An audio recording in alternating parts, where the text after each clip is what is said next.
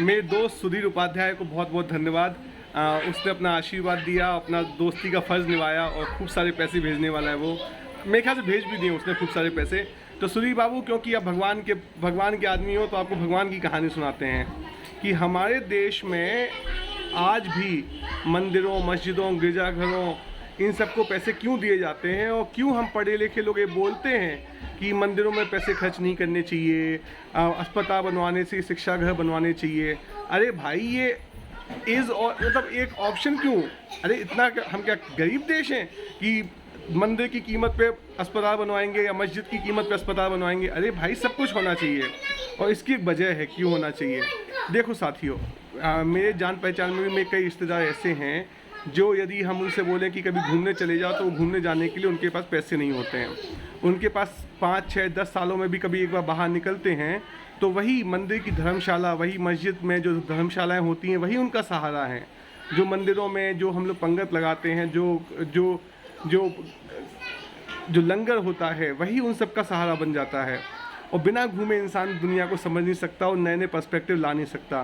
तो मेरे ख्याल से जो धर्म स्थान हैं उनमें दान दे के, मेरे ख्याल से हर ज़िले के लेवल पे एक धर्मशाला होनी चाहिए। हर ज़िले में कुछ ऐसी व्यवस्था होनी चाहिए कि गरीब आदमी थोड़ा अपना माइंड रिलैक्स कर सके और उसको जहाँ पे पैसा नहीं देखना पड़े। देखो, आज जब हर पहाड़, हर नदी, हर गार्डन, हर एन्जॉयमेंट का सेंटर कमर्शियल होता जा रहा है और गरीबों की पकड़ से बाहर होता चला जा रहा है, तो शायद धर्म स्थान ही एक ऐसी जगह है जहाँ पे उन्हें कुछ शांति मिल सकती है। भारतवर्ष में कोई भी चीज़ बिना लॉजिक के नहीं होती थी। तो धर्म स्थान का लॉजिक होता था कि लोग मिलें, एक दूसरे से बातें करें, पैसे की टेंशन ना हो, दानी महात्मा जाके वहाँ दान दे के आएँ, व्यवस्था बनाएं।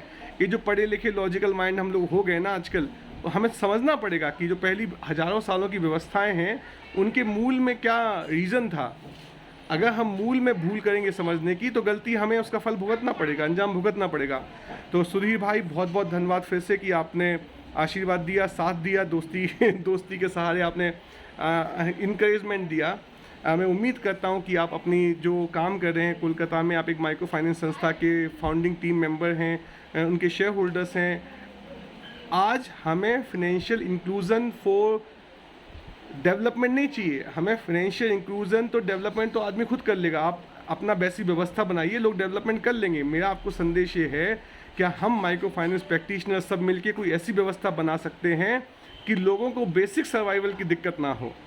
दिक्कत मतलब सोचना भी ना पड़े। देखो, जब शरीर का ख्याल समाज रखेगा तो आदमी खुद अपने हिसाब से रास्ता निकाल लेगा। आज गलती क्या हो रही है कि गरीब आदमी को सोचने का समय नहीं मिल रहा। उसके दिमाग की जो कॉग्निटिव बैंडविड्थ होती है, जो उसका मेंटल लॉजिकल बैंडविड्थ होती है, वो अभाव में इतनी कम हो गई है कि उसका स्वभाव बिगड़ रहा है, वो अपनी सामर्थ्य भूल गया है।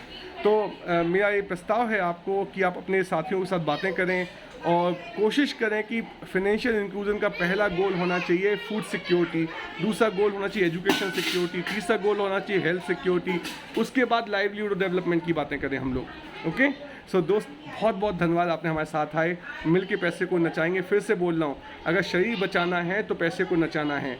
जो मानव जीवन में इतने लोग हैं, इतने मनुष्य हैं जो आज शरीर को बचाने का स्ट्रगल कर रहे हैं, हमें पैसे को नचाना है उनके शरीर को बचाने के लिए। तो याद रखिए, यदि अपने मनुष्य जितने साथी हैं इन सब का शरीर बचाना है तो पैसे को नचाना है। बहुत बहुत धन्यवाद सुधीर भाई।